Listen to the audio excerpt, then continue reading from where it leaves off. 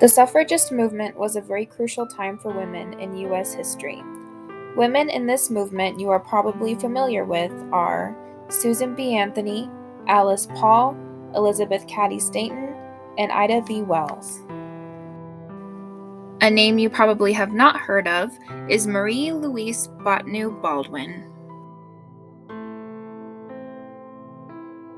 Baldwin was a Native American who fought for the rights of natives, but also for women. She was born in Pembina, North Dakota in 1863. Her father was a lawyer for the Ojibwe and Chippewa Nation in both Minnesota and North Dakota. She spent her adolescence in Minneapolis and later in Washington, D.C., where she and her father became a part of a small group of natives who lived and worked in the capital. President Theodore Roosevelt appointed her as clerk in the Office of Indian Affairs in 1904.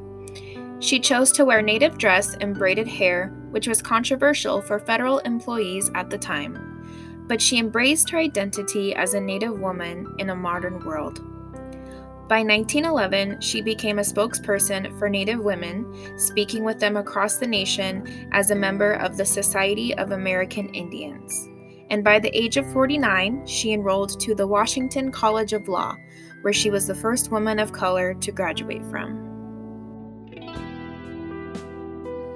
She later joined the suffragist movement with other female lawyers in the 1913 suffrage parade.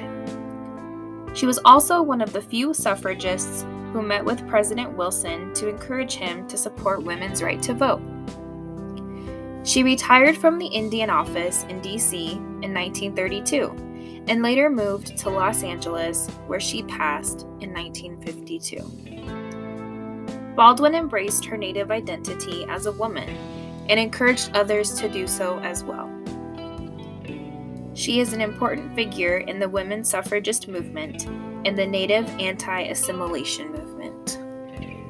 She is not to be forgotten.